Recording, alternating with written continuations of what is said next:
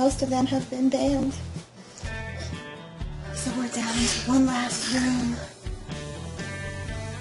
And if this gets banned, I'm just going to have to shut down the whole operation.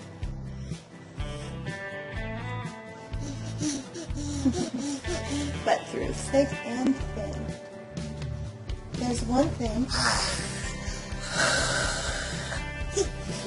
that remains consistent, and that's my little sugar plum right here. Honey,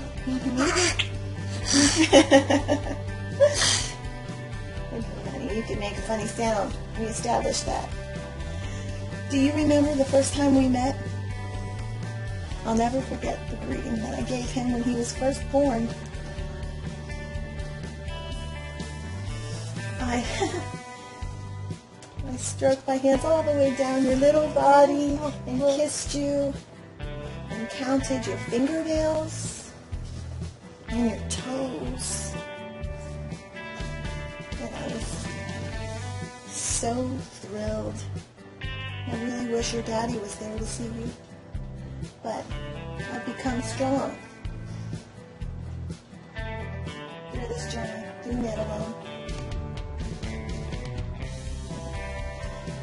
I haven't really talked about my birth story very much, and I would like to touch upon that.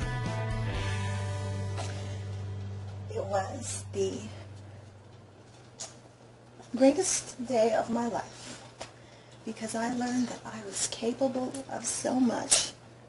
And I got to meet my greatest creation and companion yet. Okay, honey. So, the whole time I was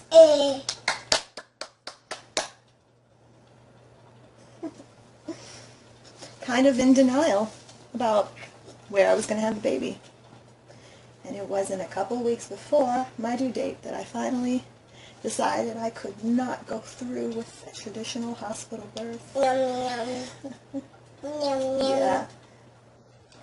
Because they showed us the room where C-sections happen, and it reminded me of a scene out of Fire in the Sky when the aliens operate on the humans. And I was officially freaked out. And I signed up for a birth center the next day. I was a textbook first time mother case. 1 week late, in labor for about 16 hours, and he was born just a couple minutes before midnight. I pushed for an hour and a half. My mantra turned into, "Come on, baby, come on, baby." It was actually too many syllables for a mantra, but that's what came to me, because he just wanted to come out. At the last moment, the midwife found out I have a narrow pelvis and was studying the skeleton.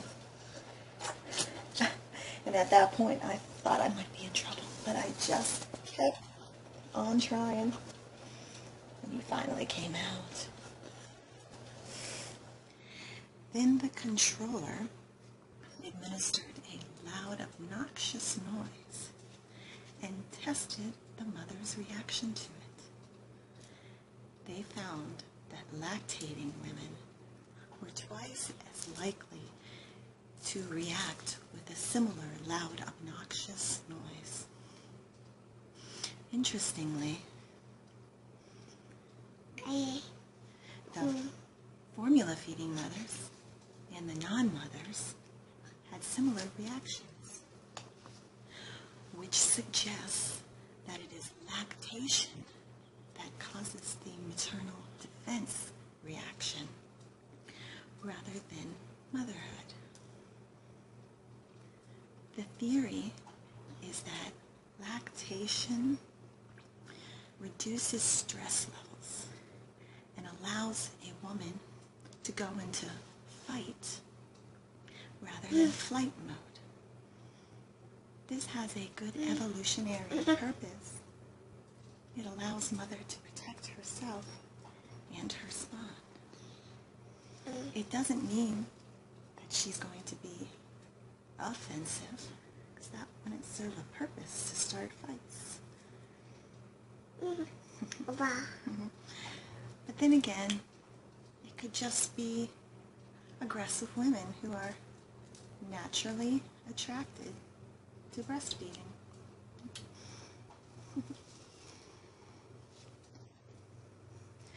Now I would like to talk about how I don't like to talk very much.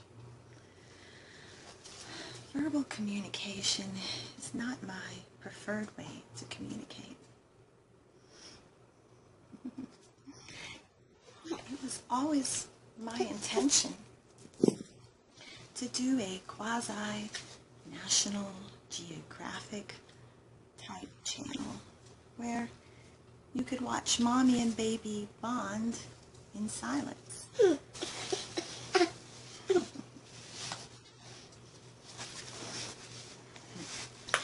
So I would like to invite you to watch this amazing bonding that's happening between the two of us.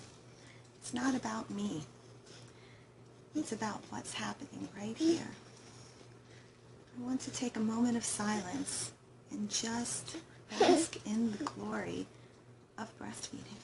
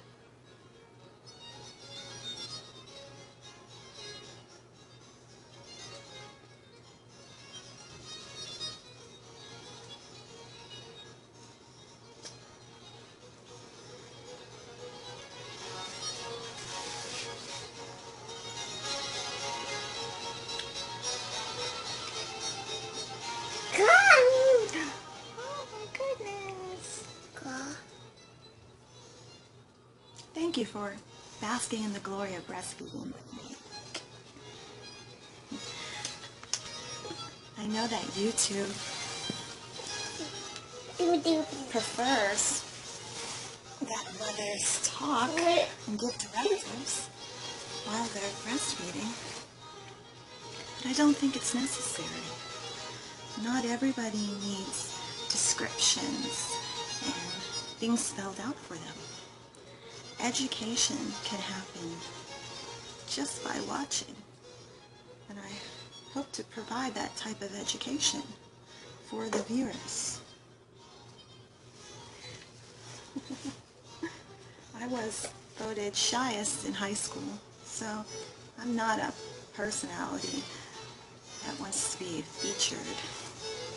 But I have something incredible going on in my life right now. That's this. And I know it's special, and I want to share it with you.